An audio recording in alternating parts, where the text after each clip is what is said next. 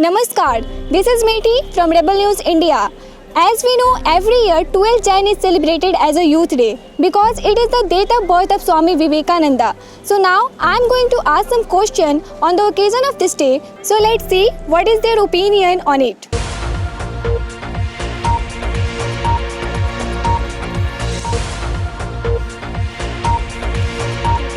तो कल youth day है, तो आपका मतलब मैसेज क्या है एज अ सीनियर सिटीजन? आपका मैसेज क्या है यूथ डे पर, यूथ के लिए? मेरा यही संदेश है कि वो अपना देश के प्रति, समाज के प्रति, परिवार के प्रति अपना दायित्व सही ढंग से निर्वाह करें और अपने आप को आगे बढ़ने में बढ़ें।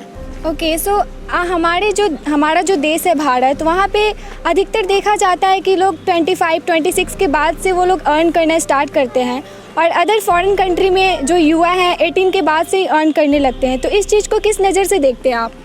नज़र क्या हो, तो अपना अपना, जैसे इंडिया का कल्चर कुछ और है, वहाँ का कल्चर कुछ और है। यहाँ पढ़ाई एजुकेशन इस स्तर का ही होता है कि 18 के बाद ही स्नातक का मिलता है। उसके बाद लोग नौकरी के लिए या इधर उधर के लिए अप्लाई करते करते समय निकल जाता है, 5-6 साल संघर्ष में बीतता है और क्या। सो आप बताएंगे कि शिकागो सम्मेलन के बारे में कुछ जानते हैं?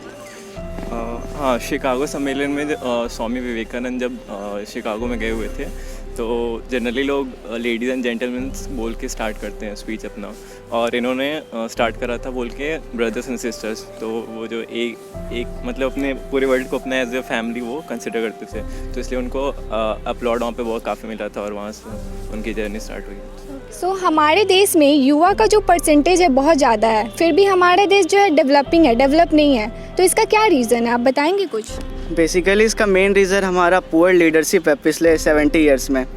ये लोग ज़्यादा जॉब अपॉर्चुनिटीज़ क्रिएट करने पे ध्यान नहीं दिए, इसलिए अभी लोग बाहर जाने की कोशिश कर रहे हैं, यहाँ पे कुछ मिल नहीं रहा है करने के लिए ज़्यादा। मेन रीज़न पुअर लीडरशिप ही है। ओके, सो हमारे यहाँ ब्रेन ड्रेन होता है, लाइक यहाँ के जो युवा हैं यहाँ से पढ़ के वो विदेश जाते हैं और वहाँ पे अपना बिजनेस स्टार्ट करते हैं। तो इसका भी क्या रीज़न है हमारे देश में? बिजनेस नहीं, वहाँ जाके मजदूरी भी करते हैं, ऐसा ज़रूरी नहीं है बिजनेस ही करते हैं। जो पढ़ लिख के जाते हैं उनका बात कर रही हूँ। पढ़ लिख के जाके, हाँ वही यही रीज़न है कि ये अभी डेवलपिंग नेशन है और वो डेवलप नेशन की तरफ भागते हैं। फिर यही मेन रीज़न यही है कि यहाँ पे लीडरशिप उतना सही नहीं है, तो यहाँ पे डेवलप हो नहीं पाया अच्छे से सब कुछ, तो लोग ज़्यादा अट्रैक्ट होते हैं डेवलपिंग नेशंस की टुवर्ड्स, तो वहाँ जाने की कोशिश करते हैं। ठीक है, तो हमारे देश में जो है युवा लोग ज़्यादा वैलेंटाइन डे को लेकर उत्साहित रहते हैं और अधिकतर लोगों से पूछने पे उनको यूथ डे के बारे में पता नहीं है। तो इसका क्या है, आप बताएंगे कुछ? वही क्योंकि हमारा एजुकेशन सिस्टम ऐसा है कि यूथ को फोकस, मतलब यूथ का फोकस जो है वो सही से, मतलब जो हमारे टीचर्स हैं या हमारा स्कूल या एजुकेशन सिस्टम है वो सही से इंटरेस्ट जनरेट नहीं कर पा रहा है कि प्रॉपर इंटरेस्ट। जैसे मान लीजिए हमें हमारे कल्चर के बारे में यूथ को मतलब नॉलेज देना है या करना है, तो उसको हमारे एजुकेशन सिस्टम में इंटीग्रेट करना होगा उस चीज़ को।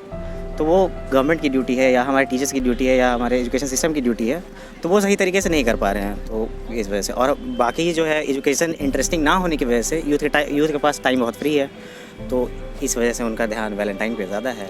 Signing off for today, this is Meeti with camera person Madhu Kumari. Thanks for watching Rebel News India. Stay tuned for more updates. Don't forget to like, share and subscribe.